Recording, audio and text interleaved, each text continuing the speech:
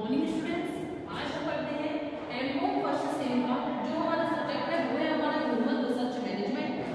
And human research management में हम आपको एक मोस्ट और इम्पोर्टेंट टॉपिक पढ़ा रहे थे, वो था हमारा ह्यूमन पॉलिसीज।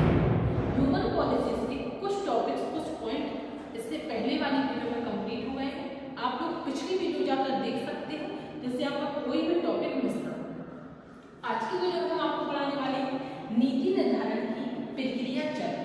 तो सबसे पहले थोड़ा सा समझ लेते हैं हम कि कर्मचारी नीतियां क्या होती हैं, ह्यूमन पॉलिसीज क्या होती हैं। देखिए, एक ऐसी नीतियां तैयार करना, ऐसे रूल्स रेगुलेशन तैयार करना जिसके अकॉर्डिंग हमारे सारी जितने भी कर्मचारी, जितने भी एम्प्लॉयर हैं वो उसी प्रोसेस के अकॉर्डिंग काम करें। एक ऐसी प्रोसेस को तैयार करना ही हमारा नीति कहलाती है।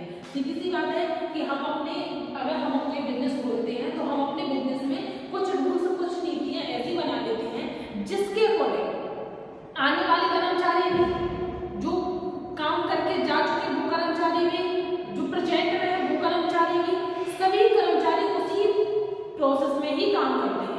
और ऐसी नीतियों को ही हम क्या कहते हैं, ह्यूमन पॉलिसीज। सबसे पहले समझेंगे हम नीति निर्धारण की प्रक्रिया चरण। पहला है इसमें नीति की प्रेरणा।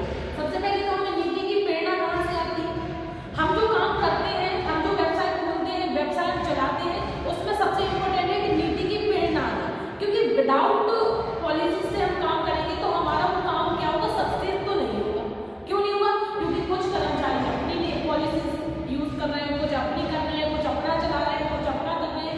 इस तरीके से हमारी जो वेबसाइट में जो एकरूपता में काम होना चाहिए, जो मित्र में काम होना चाहिए, एक संगठन के रूप में, उस संगठन के रूप में हमारा काम नहीं हो पाएगा। तो सबसे पहले नीतियों की प्रेरणा, नीति को प्रेरणा करना चाहिए कि किस प्रोसेस से हम नीतियां बनाएंगे और उस प्रोसेस से हमारा पूरा वर्क होगा। दूसरा है हमारा तथ्यों तथा समूह का एकीकरण। देखो, समूह के बिना नीतियों का कोई महत्व नहीं है और नीतियों के बिना बिजनेस का कोई महत्व नहीं है। सीधी सी बात है, जब हमारी कोई पॉलिसीज नहीं है तो हम किसी भी प्रकार का व्यवसाय जो है वो संचालित नहीं कर पाएंगे। क्योंकि एक रूपता होना बहुत ज्यादा जरूरी है, चाहे वो ग्रुप हो चाहे तथ्य। तो हम तथ्यों को इकट्ठा करेंगे, समूह को ऑर्गेनाइज करेंगे और वही समूह हमारी बनी हुई नीतियों पर चलेगा, हमारी बनी हुई नीतियों पर काम करेगा। फिर नेक्स्ट है हमारा नीति ड्राफ्ट को लिखित रूप तैयार करना।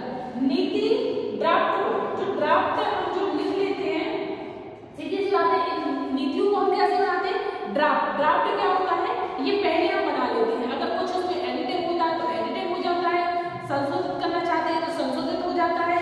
तो नीति ड्राफ्ट को लिखित रूप तैयार करना। सीधी सी बात है कि नीतियों को हम पहले लिखित रूप में तैयार कर लेते हैं कि कौन कौन सी पॉलिसीज, कौन कौन सी नीतियां हमें अपने व्यवसाय में लागू करनी है। नेक्स्ट है हमारा विभिन्न स्तरों पर इसको प्रेषित करना एवं सुझाव आमंत्रित करना। विभिन्न स्तरों पर इसको प्रेषित करना और सुझाव आमंत्रित करना। सीधी सी बात है कि अगर कोई नए सुझाव, अगर सजेशन कोई देना चाहता है तो सजेशन भी दे सकता है और विभिन्न स्तरों पर हम अपनी नीतियों को क्या करेंगे, लागू करेंगे। सीधी सी बात है, जब हमें नीड होगी, जब हमें जरूरत होगी हमारे व्यवसाय में, हम तभी अपनी नीतियों को लागू कर देंगे। और अगर कोई सुझाव देना चाहता है, सजेशन देना चाहता है, तो समय समय पर अपनी नीतियों से रिलेटेड सुझाव भी दे सकता है। फिर हमारा पांचवा, उच्च स्तर द्वारा नीति को लागू करना। उच्च स्तर मतलब एक ऐसे स्तर के द्वारा, एक ऐसे कंडीशन में हम अपनी नीतियों को लागू करेंगे कि सभी